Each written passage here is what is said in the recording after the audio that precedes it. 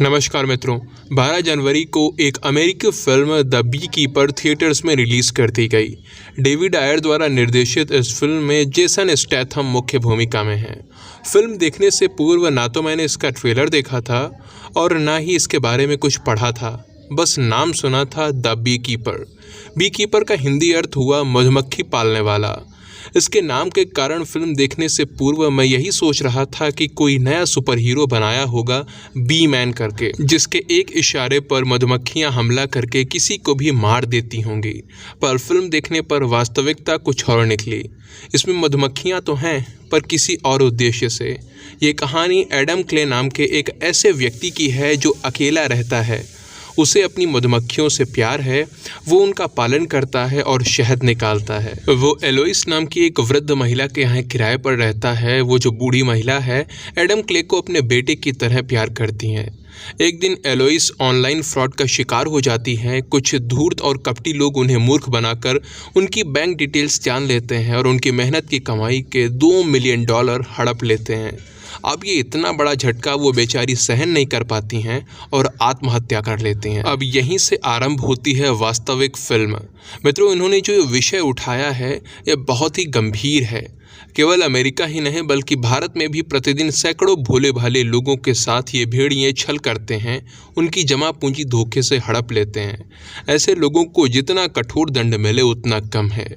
अपनी मां समान एलोइस पार्कर की आत्महत्या से एडम क्ले में प्रतिशोध की ज्वाला भड़क उठती है और वो उन लोगों को दंडित करने का निर्णय लेता है जिन्होंने एलोइस के साथ धोखाधड़ी की थी, उनके रुपए छीन लिए थे। अब एडम कैसे लेगा अपना प्रतिशोध? कौन लोग हैं इसके पीछे? ऑनलाइन ठगी करने वालों का गिरोह आखिर कितना बड़ा है? और क्या एडम क्ले सच में अपना बदला ले पाएगा, इन्हें मार पाएगा? बस इन्हीं प्रश्नों के उत्तर मिलेंगे आपको इस फिल्म में। इसमें एक्शन दमदार है, फिल्म आकर्षक है, आरंभ से लेकर अंत तक हमें खुद से जोड़ कर रखती है। लेकिन एक चीज़ जो इसमें नकारात्मक है वो है इसकी विचारधारा। पूरी तरह से तो नहीं, पर हल्का सा कम्युनिस्ट विचारधारा की ओर झुकाव रखती है यह फिल्म। एडम क्ले साधारण व्यक्ति नहीं है, वो बी कीपर्स नाम की एक गुप्त संस्था का सदस्य है जिसका उद्देश्य है बुराई को समाप्त करना किसी भी मूल्य पर।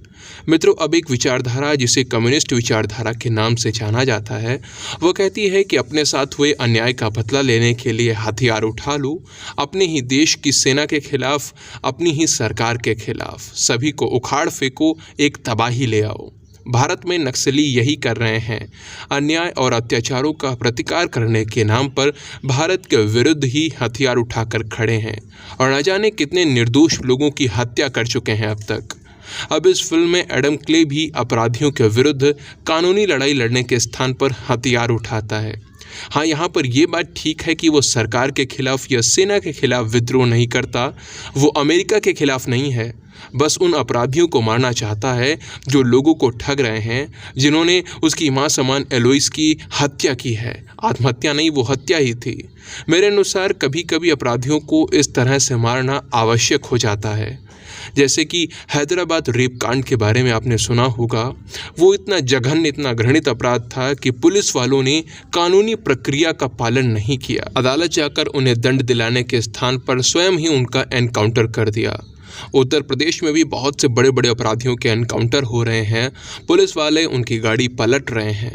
ये ऐसे ही कुछ उदाहरण हैं जब अपराधियों का वध बिना किसी कानूनी प्रक्रिया के तहत किया जा रहा है और ये कहीं ना कहीं सही भी लगता है, समाज इसे स्वीकार करता है।